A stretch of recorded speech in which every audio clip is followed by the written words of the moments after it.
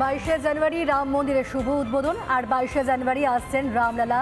রামের জন্য পড়ুয়াদের রঙ্গোলি, 3 কিলোমিটার পথ রঙ্গোলিতে একেবারে সাজানো। অকাল দীপাবলির অপেক্ষায় রয়েছে এখন অযোধ্যা নগরী। সুন্দর উজ্জ্বল লাগবে, একবার ভেবে দেখো কতটা সুন্দর লাগতে পারে। এদের সঙ্গে একটু কথা বলি, তাহলে বুঝতে পারবে আমি কেমন সক্রিয় প্রতিজ্ঞার কথা বলছি। आप लोग कहाँ से हैं? थोड़ा ये मास्क हटा के बात कीजिए। अयोध्या से है। ये रंगोली क्यों कर रहे हैं? प्रधानमंत्री के स्वागत में हम लोग उनकी तैयारी कर रहे हैं। अच्छा, आप कहाँ से हैं? अवध यूनिवर्सिटी।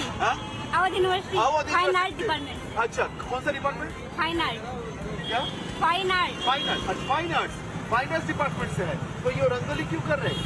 अच्छा लग रहा है और वो स्वागत के लिए कर रहे हैं। स्वागत के लिए भगवान श्री राम, प्रधानमंत्री जी के लिए, और रामचंद्र जी भी आ रहे हैं इसके लिए, दारोद्घाटन के लिए। क्या होगा इसमें 22 तारीख को यहाँ पे आप दीप प्रज्वलन करेंगे क्या रंगोली के ऊपर? 22 तारीख को यहाँ पे दीप भी होगा ना, दीपावली होगा। वो राम पैड़ी पे होगा। হ্যাঁ, রামপাই। অর্থাৎ এই যেটা বলছিলাম, প্রধানমন্ত্রী নরেন্দ্র মোদী ডাক দিয়েছেন।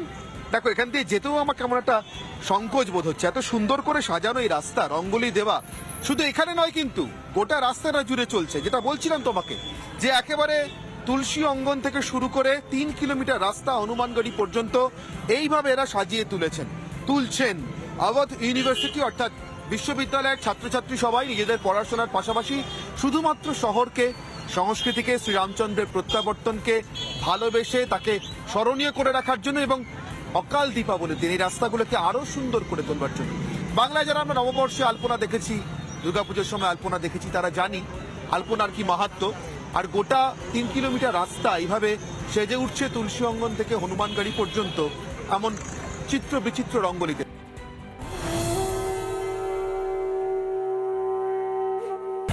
আমাদের মূল যে চোখে পড়লো যে বিষয়টা, রাস্তা, এখানে দেখলাম ভীষণ ভালো রাস্তা। আশপাশে অজ পাড়াগা প্রত্যন্ত গ্রাম, কিন্তু শুধুমাত্র এই রাস্তার কল্যাণে এখানে কিন্তু আলাদা করে একটা আলাদা ইকোনমি তৈরি হয়েছে। রাম রাজত্ব, রাম রাজ্য হলে কি হবে বোধ হয়।